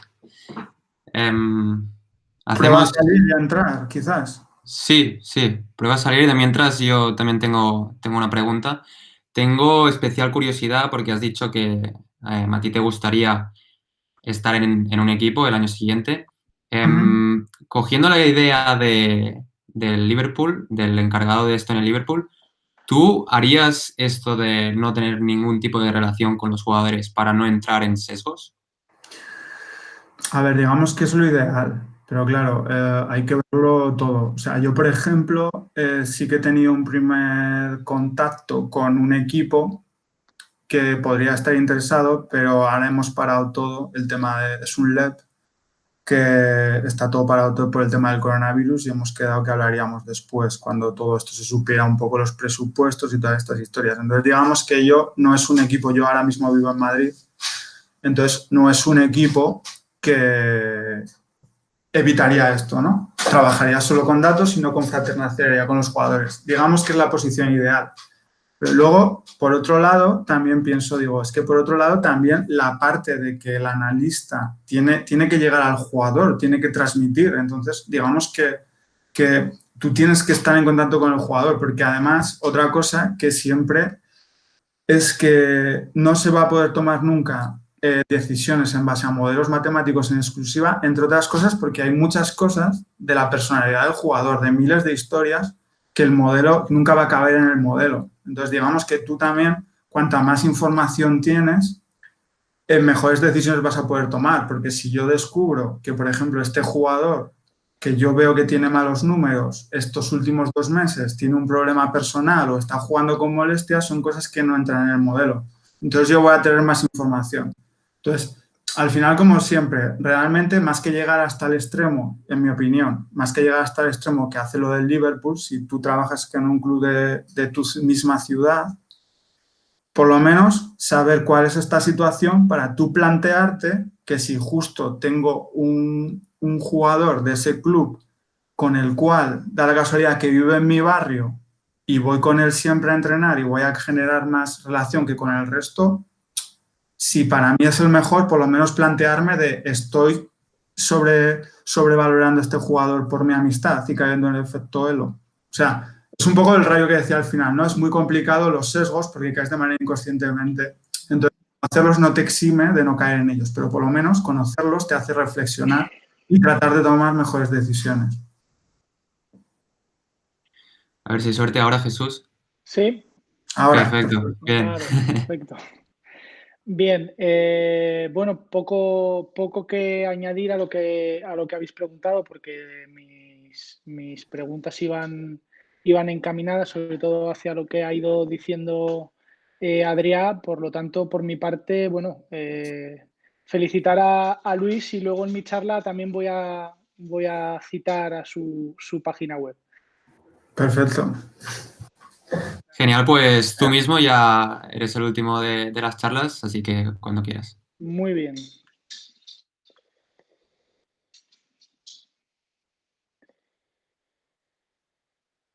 Vale. ¿Se ve bien? Sí, Vale. Bueno, hasta ahora digamos que todas las charlas han ido encaminadas a ayudar, bueno, la de Adrià la toca un poco por encima, pero ayudar al entrenador a la toma de decisiones en el campo, y yo me he querido focalizar más en ayudar al director deportivo, también el entrenador obviamente, pero al director deportivo a la hora de tomar la decisión de acometer un fichaje. Entonces, lo primero de todo es situarnos en el contexto competitivo. Pues imaginémonos en mitad de esta temporada, 2019-2020, por circunstancias no se ha podido finalizar, y yo ya tengo que estar pensando en la temporada que viene. Entonces, tengo que analizar la relación coste-rendimiento de mi plantilla actual, con qué jugadores me gustaría contar la próxima temporada y que el precio que estoy dispuesto a pagar por ellos. Eso es muy importante porque dentro de los presupuestos ajustados que tienen todos los equipos en España y en Europa, equivocarse en 50 o 100.000 euros puede ser la diferencia entre estar en el fondo de la clasificación o estar en mitad de la tabla. Entonces, esto es un trabajo que se realiza desde enero. El trabajo de fichar, de buscar nuevos jugadores, y el trabajo de ver cómo está la plantilla con independencia de cómo vaya a seguir continuando la temporada, es importante llevarlo desde enero, conocer nuevos jugadores, potenciales, etc. Entonces, ¿cuáles han sido las principales carencias de mi equipo y en qué puestos se han focalizado? Yo aquí he puesto la foto de Cristian Eyenga, del que ha estado también hablando antes Luis, pues por su envergadura. Cristian Eyenga, yo creo, no tengo los datos exactos, pero no creo equivocarme si digo que es el jugador mejor pagado de Montaquit Fuenlabrada, actual penúltimo clasificado de la Liga CB. Entonces, vamos a coger el ejemplo de Cristian Eyenga. Aquí tenemos a los aleros, en el gráfico de la izquierda, los aleros de la Liga Endesa. Y tenemos puntos por 40 minutos y rebotes por 40 minutos. Como vemos, Cristian Eyenga está situado como en el medio del gráfico, que vendría a decir que es un jugador que no destaca ni en un aspecto ni en otro. Está normalizado por 40 minutos. Este es uno de los principales errores, que nosotros acudimos al box score, vemos que anota 20 puntos y no nos fijamos si ha metido 20 puntos en 20 minutos o 20 puntos en 40 minutos, porque cambia bastante en análisis. Si ya vamos a analizarlo por percentiles, percentiles es coger a todos los jugadores, en este caso aleros, que tienen unas mismas características y clasificarlos pues del 1 al 10 o al ser un percentil del 1 al 100. ¿Vale? Entonces, respecto de los puntos, tenemos percentil 45 entre aleros. ¿Qué significa eso? Que si hubiera 100 aleros en la Liga Endesa, hay 55 que anotan más que él por 40 minutos. Es decir, es un jugador nivel medio, rol bajo. En True Shooting, que es, ya lo conocemos, es una métrica que tiene en cuenta pues, también el porcentaje de tiro libre y pondrá más el porcentaje de tiro de 3 puntos, estamos en percentil 10 entre aleros de la Liga Endesa. Concretamente es el tercer peor jugador en True Shooting de la competición entre aleros. Vamos ahora a las pérdidas. No están en este gráfico, pero también acudes a las pérdidas.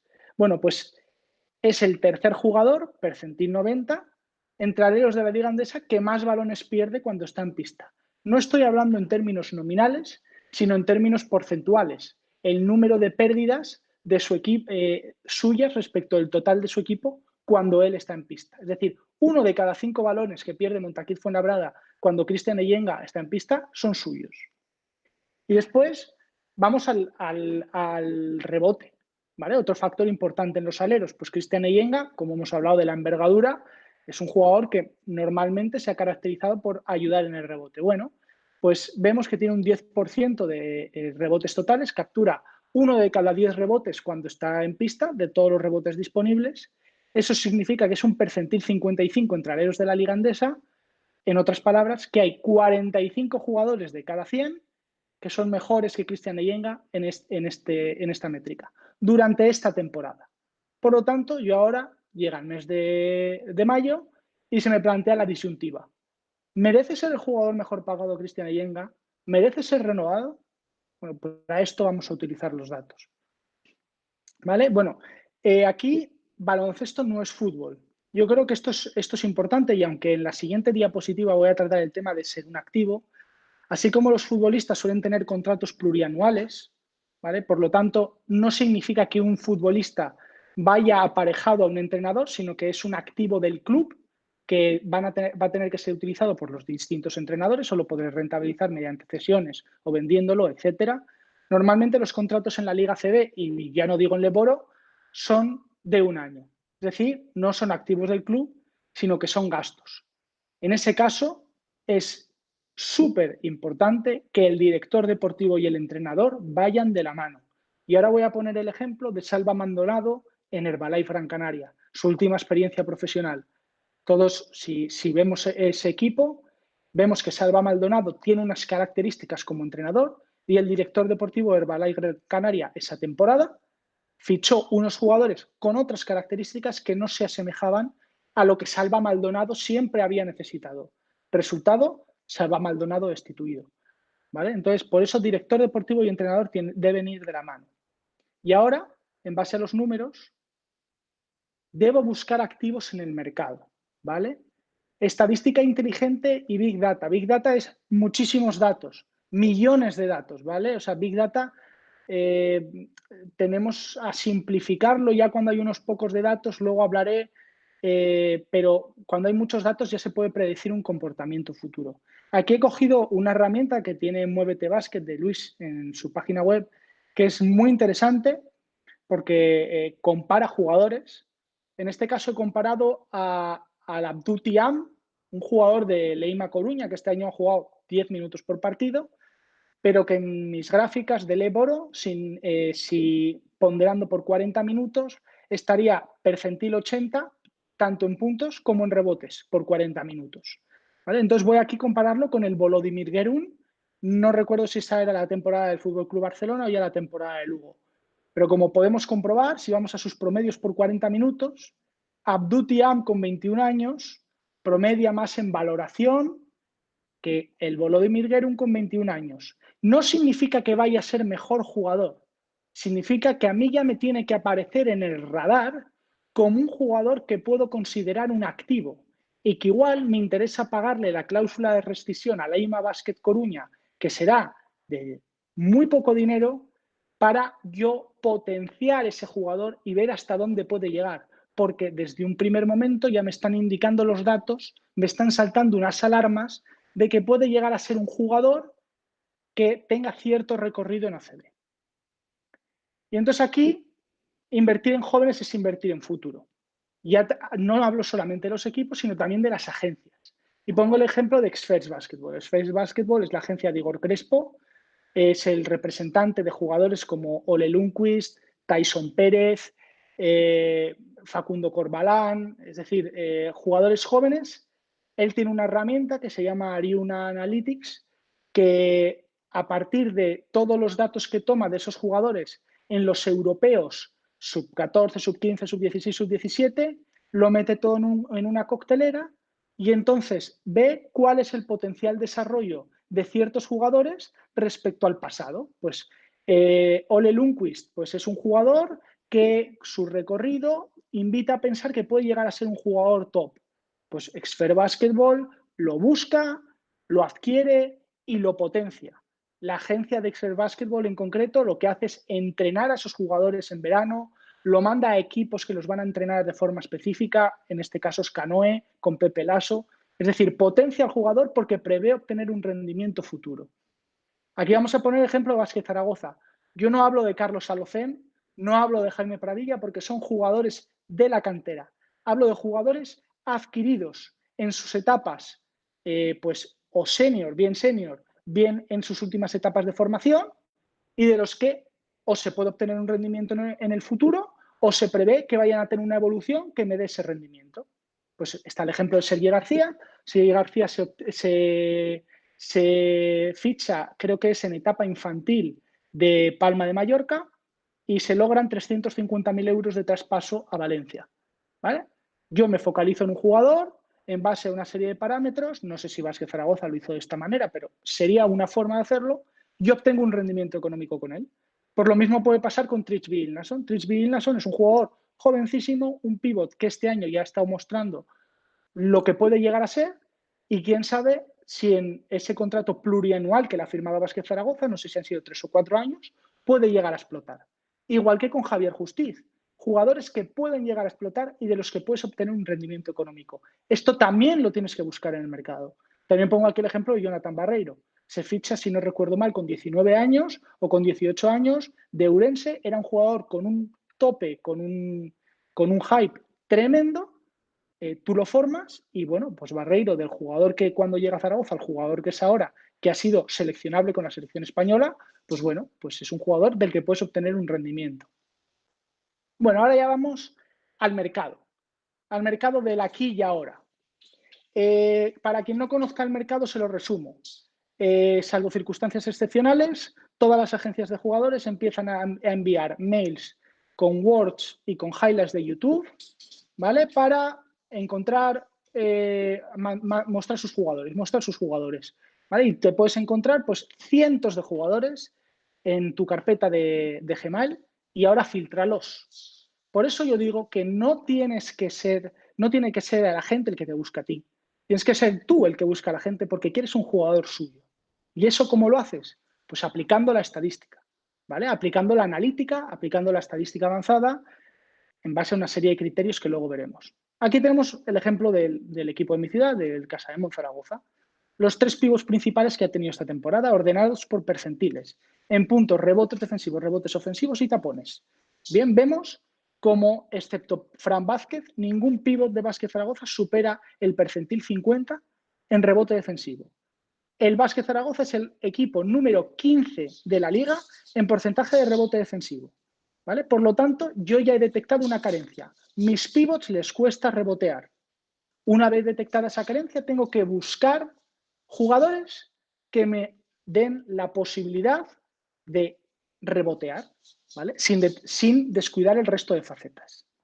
Bueno, pues yo, en base a una herramienta que tengo creada, de todas las ligas europeas, también de la NCAA, bueno, pues tengo aquí rebotes defensivos por 40 minutos y rebotes ofensivos por 40 minutos. Existe una correlación muy alta entre porcentaje de rebote defensivo y ofensivo y el por 40 minutos. ¿Vale? Por eso lo pongo así, lo podía haber hecho también con porcentaje de rebote. Y busco muchos jugadores, a ver cuáles me pueden encajar. Yo me he centrado en Leon Kratzer. Yo era un jugador que no conocía. ¿Vale? ¿Quién es Leon Kratzer? Bueno, pues vamos a ver quién es Leon Kratzer. Ya solamente vemos que es un jugador, ¿vale? Que es muy importante porque aquí ya están filtrados todos los jugadores por encima de 3 rebotes ofensivos por partido y de 6 rebotes defensivos por partido por 40 minutos, ¿vale? Entonces llega aquí Leon Kratzer y digo, pues vamos a ver quién es Leon Kratzer. Ya sabemos que es un buen reboteador. Vale, cumple con mis requisitos en las métricas de rebote. Ahora vamos a ver cómo ataca. ¿Vale? Pues entonces vamos a coger qué maneras tienen de atacar los pivots en la liga andesa. Bueno, en la liga andesa en general. Pues encontramos que hay situaciones en las que se busca mucho el típico pivot para doblar balón, y que buscamos el típico pivot de rebote ofensivo. Vale, pues ahora vamos a buscar pivots que sean capaces de generarse sus canastas o que sean capaces de atacar el espacio en las continuaciones. ¿Vale? Pues aquí tenemos, aparece por ahí, a Leon Kratzer, otra vez, habiendo filtrado a los jugadores por más de 1,5 canastas anotadas desde el poste por 40 minutos y más de 1,5 canastas anotadas desde el rol por 40 minutos, nos aparece como, juntadas todas estas características, probablemente el cuarto mejor jugador Europa mezclando las dos cosas. Bueno, pues rebotea muy bien, ataca bien. Vamos a ver en defensa. ¿Defiende algo? Bueno, pues juntando a todos los jugadores en tapones, es un percentil 76, no es top, como podía ser en rebote en Europa, pero sí que es un jugador importante. Percentil 76 ya es, digamos que bueno, casi muy bueno, ¿vale? En tapones. Y ahora vamos a ver cómo deja todo esto en base a la digamos que a la analítica, a la estadística avanzada, cómo deja a los rivales cuando es él el que les defiende. Pues bueno, pues estamos ante un jugador que es capaz de cambiar en situaciones exteriores, dejando a los rivales en un 32% en triples, pero es que cuando tiran de 2 les dejan apenas 37%. ¿Vale? Estamos también ante un defensor que puede llegar a ser top, puede llegar a ser élite. ¿Vale? Entonces es un jugador que en principio nosotros no habríamos encontrado de haberlo mirado por su box score. Era solamente buscando en la liga alemana, ya no digo si hubiéramos buscado por toda Europa, pero es un jugador que solamente mirando en la liga alemana y habiendo mirado sus puntos por partido era el pivot número 12. Un jugador en el que tú de primeras no te fijas. Pues esto es también el trabajo de un director deportivo, el trabajo de un entrenador. Encontrar el posible mirlo blanco, ¿vale? Un jugador que pueda tener un bajo coste y un rendimiento alto. Bueno, aquí llega uno de los grandes caballos de batalla de nuestro mercado de fichajes o del mercado de fichajes en general.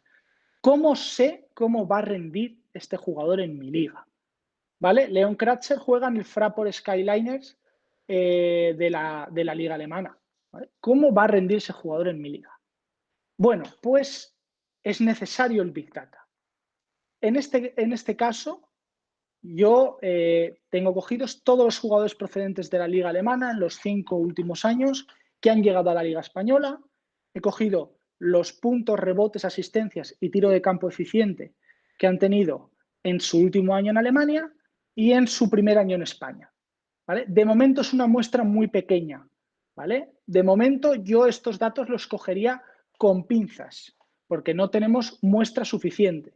Pero bueno, ya me viene a decir a mí que dentro de los interiores, este coeficiente multiplicador significaría por cuánto tienes que multiplicar sus rebotes por 40 minutos para predecir lo que va a hacer en la Liga Endesa. Pues bueno, era un jugador que vemos cómo anotaba, vemos tal, pues vemos que la liga alemana por lo general, en el caso de los interiores en rebotes, se asemeja bastante a la española. El grado de oposición se asemeja bastante.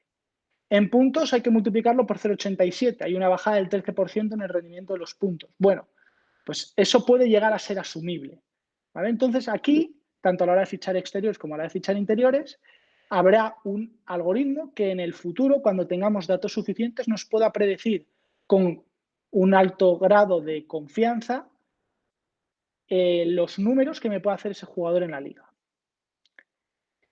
Vale, el segundo punto, hemos hablado primero de jugadores, cómo predecir el comportamiento del jugador. Otra manera de saber cómo predecir el comportamiento del jugador es saber el grado de competencia que ha tenido en su liga, ¿vale? No es lo mismo fichar a un jugador de la liga filipina, que el grado de competencia de la liga filipina es muy pequeño, ¿vale? Que fichar a un jugador pues, de la liga alemana. Bien, pues entonces, en base a una serie de índices, índice de concentración, 1, 4, 8, hasta 14, índice de Gini, índice de Herfindahl, esto en el fútbol está mucho más desarrollado, puedes llegar a saber el grado de concentración y el grado de competencia interna de ese mercado, de esa liga. Aquí, nosotros ya de por sí podemos llegar a tener una idea del grado de competencia de las ligas. Pues aquí tenemos la VTB y la ABA League tienen un índice de Herfindahl alto, ¿vale? Eso es malo. Tener un índice de Herfindahl alto significa que el grado de competencia interna dentro de la liga es menor, ¿vale? Luego tenemos la Lega, la TBL. Normalmente traemos muchos jugadores de la Lega, pero de la Lega, a poco que se conozca, siempre hay 2 o 3 equipos que están en el pozo. Este año es Pistoia, por ejemplo, y más equipos, pero equipos que no ganan nada. No, ni siquiera como estudiantes aquí. Pistoia creo que ha ganado un partido en todo el año o 2 partidos. ¿Vale? Entonces, pues por saberlo, la Liga Turca, que tiene muy buenos equipos, pero que los equipos de la cola también hay que tenerlos con cuidado porque son equipos con un presupuesto menor y que por lo tanto el grado de competencia de la liga hace que sea menor. Y al final nos encontramos que las ligas que más asemejan a la Liga Española, de estas que tengo aquí, que son las europeas, son, por este orden, la Leboro, la Liga Alemana y la Liga Jeep Elite, que es la Liga Francesa. La liga que más se asemeja a nivel de competencia o la que tiene un menor índice de Herfindahl, he tomado aquí el índice de Herfindahl, podríamos haber cogido cualquier otro. Pero si cogemos un índice de concentración, todas las ligas tienen que tener el mismo número de equipos. Y en este caso las ligas no tienen el mismo número de equipos. Por lo tanto, los índices de concentración no me han servido. He cogido Herfindahl como podría haber cogido Gini. Los resultados son los mismos. Y nos llega a la conclusión de que la liga alemana es la segunda que mayor competencia tiene. A la hora de traer jugadores, eso es una buena liga. Volviendo a mi jugador, liga alemana, Leon Kratzer, buenos números por 40 minutos, top en Europa y encima su liga es competitiva. Pues puede ser un jugador que me puede encajar, ¿vale? Lo mismo de la liga francesa. Y ahora llego a la reflexión final que ya ha tomado Luis, ¿no? Que por mucho que intentemos objetivizar todo, hay una serie de factores subjetivos incontrolables que hacen que estos modelos nunca puedan ser 100% fiables, ¿vale? No sabemos si el jugador se va a adaptar a la ciudad, si va a echar de menos a su pareja, si va a echar de menos a su madre, si va a echar de menos la comida, o si acaba de nacer una hija y está preocupado porque su hija la tiene a muchos kilómetros de distancia. Esos factores nunca los vamos a poder controlar, pero con estos modelos objetivos sí que podemos llegar hasta cierto punto, llegar a reducir al máximo el grado de incertidumbre a la hora de realizar un fichaje. Y entonces esto sería la presentación. No sé, espero que no haya sido muy tediosa. Muchas gracias. Espero que si Leon Kratzer consigue un buen contrato, te lleves un poco de comisión. He cogido a Leon Kratzer como podría haber cogido otro jugador. Me he fijado en él. No lo conocía de nada, ¿eh? De hecho, hoy o mañana ya lo colgaré en el Twitter un vídeo ya con Leon Kratzer. Y creo que es importante, al hilo de lo que estaba hablando Luis, yo creo que es importante que primero sean los números, porque eliminas muchos sesgos que la vista te causa, sobre todo a la hora de los vídeos de los agentes. Porque los vídeos de los agentes te mandan highlights y ves que ha metido 7 triples tras indirectos y dices, ¡buah! Es un tirador de indirectos buenísimo. Y luego, pues, vas a los números, que yo por eso creo que tienen que ser lo primero, y te das cuenta de que igual no es tan bueno en los indirectos. ¿Vale? Entonces, Perfecto. bueno, yo creo que... Pues, Adrián, Luis, si tenéis algo a añadir. Sí, yo primero vi a Kratzer en el torneo junior de Hospitalet con Bros Baskets. Fíjate. Es gracioso. Tiraba mal los tiros libres, ojo con eso. Sigue con un 44% en tiros libres. Madre mía, pero era un buen bicho, ¿eh? Un buen bicho. Sí. Vale. Vale, pregunta, curiosidad 100%. ¿Tienes, dentro de estos factores que tienes calculados de puntos, rebotes, asistencias, ¿tienes algún dato de Liga China o G-League? No, de G-League y Liga China no, tengo de la NCAA. Vale, pues yo creo que aquí es uno de los problemas que tenemos muchos analistas de jugadores que están en China promediando 35 puntos. Es totalmente impredecible lo que sucederá. Y yo creo que eso es muy complicado de predecir nunca, porque habiendo 2 americanos por equipo que se las tiran todas. Exacto. Otra pregunta que tengo es el percentil de puntos por 40 minutos. Me parece buena idea, pero yo creo, ¿no hay alguna alternativa donde puedes poner el uso del jugador? Sí. A ver, realmente en los ejes, a la hora de comparar, puedes utilizar los criterios que consideres oportunos. Pero sí, o sea, el uso está bien y puedes comparar, por ejemplo, uso y eficiencia. Exacto. Bien, sería otra manera de compararlo. Aquí me interesaba, sobre todo, si intentas buscar un perfil anotador, porque que tenga un uso, una alta eficiencia, bueno, ya sabes que como el uso incluye las pérdidas, claro, ahí puede estar un poco distorsionado, por eso he puesto los puntos, pero bueno, es una idea, he colocado esos parámetros como podía haber colocado. Perfecto.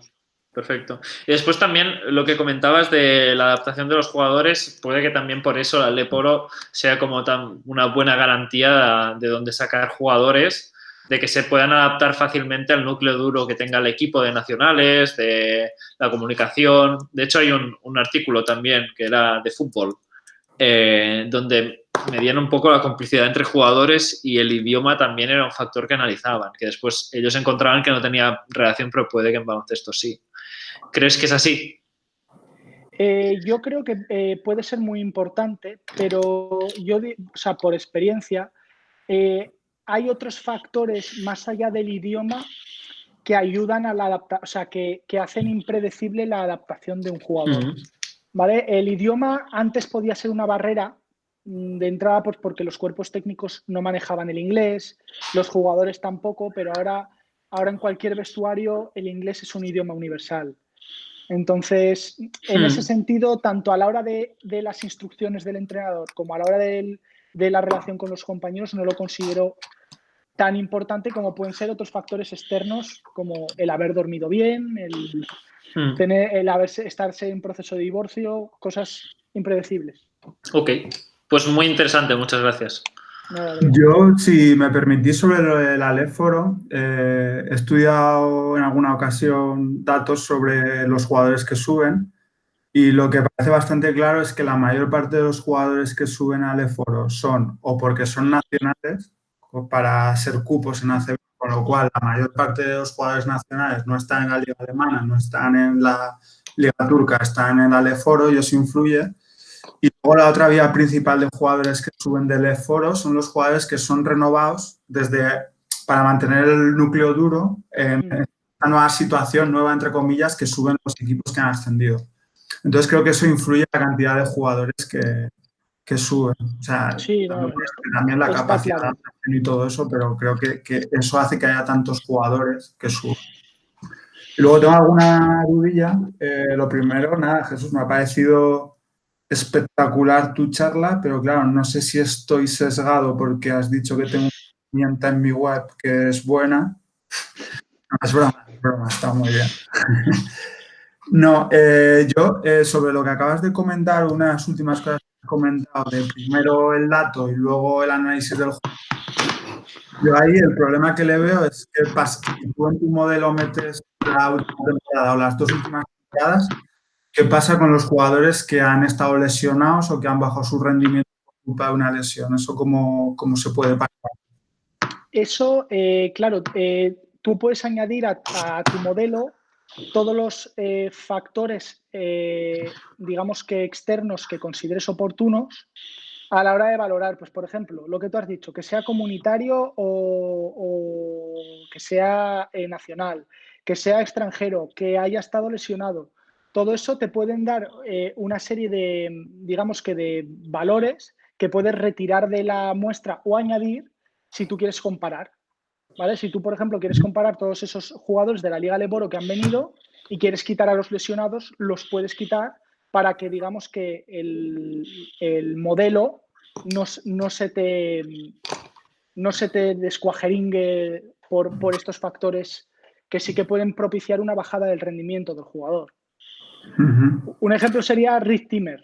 ¿Vale? Rick Timmer es un jugador este año que ha sido base de Guipúzcoa. Es un jugador que daba la sensación de que lo iba a petar y justo se ha lesionado. ¿Vale? Ese jugador, ¿qué haces? ¿Lo metes en la muestra o no lo metes en la muestra? ¿Vale? Entonces, yo, por ejemplo, en lo que os he enseñado, en los modelos que yo utilizo, sí que filtro por minutos y por partidos. ¿Vale? Sobre todo por minutos jugados. Porque aunque lo hago por 40 minutos, sí que considero que el impacto que puede tener un jugador que juega 8 puede estar distorsionado. ¿Vale? Entonces yo siempre cojo jugadores que han jugado, creo que eran mínimo 9 minutos y medio para valorar. Pero bueno, esto al final, como yo digo, puedes coger los parámetros o las métricas que consideres oportuno y meterlos en la coctelera. Vale, pues hilando con esto que dices, en el caso de Abdou Thiam, el ejemplo que has puesto del jugador de Leima Coruña, yo mirando datos, cuando estaba en EVA, a mí me sorprendía porque el tío arrasaba, tenía unos números increíbles En con Betanzos. 19 años, sí, pero brutales. Brutal. Pero respecto a lo que dices este año de Leima Coruña, hay un dato que a mí me llama bastante la atención y es que creo que sin haber caído en lesiones, solo ha jugado 199 minutos. Es un jugador que ha jugado una media de 9 minutos y medio por partido. Justo entraba en la muestra por segundos. Vale, pero ¿no consideras que es una muestra demasiado pequeña el total de la temporada, solo 200 minutos para fichar un jugador? No, o sea, yo No lo que mides hablo más que... Yo lo que hablo es poder predecir para ver perfiles que consideres activos, ¿vale? Para hacer inversiones. Con 200 minutos puede ser considerada una muestra pequeña, pero sí que es verdad que si seguimos su progresión, probablemente el año que viene vaya a tener otro rol en Coruña. Claro, lo importante para ti como director deportivo es anticiparse a que su valor de mercado suba. Entonces, siendo que es un jugador que has visto que está despuntando en EVA, que sus métricas por 40 minutos en Leboro ya empiezan a ser importantes, aunque la muestra, te reconozco que es pequeña todavía, pero te puede servir para anticiparte. O sea, por ejemplo, si tú fueras Cargol, lo que harías es ficharlo y dejarlo cedido en Coruña otra temporada. Por ejemplo, yo claro, Cargol ya ha hecho esto con Ilnason. Vale. Entonces, tener dos jugadores, y tienes también a Pradilla cedido en Leboro, entonces tener tantos jugadores de un perfil similar, igual Vale, Cargol no. de acuerdo, era un ejemplo, sí, te entiendo. Pero yo qué sé, bueno, Gran Canaria tiene a Califa Diop, yo qué sé. Vamos a coger un equipo del ACB al azar. Iberostar Tenerife, no sé si tiene cantera o no lo sé. Pues Iberostar Tenerife puede buscar ese perfil para dejarlo cedido en Coruña otro año, ver cómo se desarrolla el jugador y, oye, tampoco pierdes nada. Si tú lo tienes cedido, si el club de origen, o sea, si el club de destino abona su salario, tú al final, ¿qué has perdido por ese jugador? ¿10.000 euros de los gastos de formación? Si te sale mal, es un riesgo que puedes tener. el coste de oportunidad en este caso puede ser importante. Perfecto, entendido.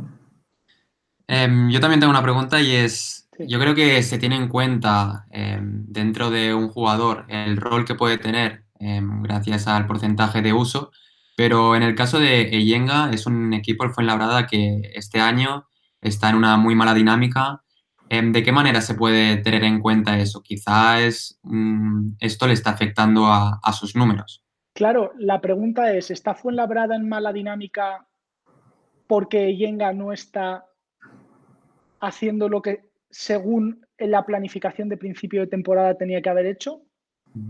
Entre otros jugadores, ¿vale? Pero yo creo que uno de los motivos por los que Fuenlabrada está ahí abajo es porque el que está llamado a ser su estrella no lo está siendo. ¿Vale? Por los motivos que sea, pues porque, claro, jugar Eyenga con J. Cuspinera, por ponerte un ejemplo, que es un entrenador que tiende a un spacing, a jugar, lo hemos hablado al principio, fichar jugadores que sean de tu entrenador.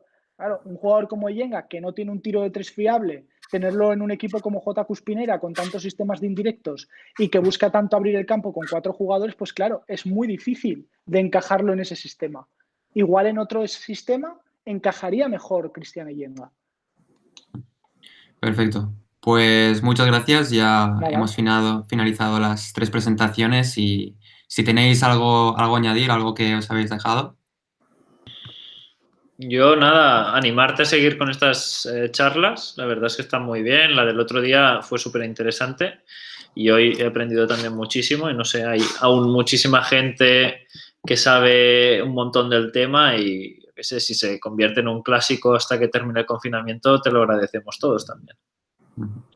100% de acuerdo con lo que dice Adrián. Va muy bien, yo he aprendido mucho y dice Adrián, hay gente que puede aportar tanto como nosotros o más. O sea que ánimo y gracias por la invitación.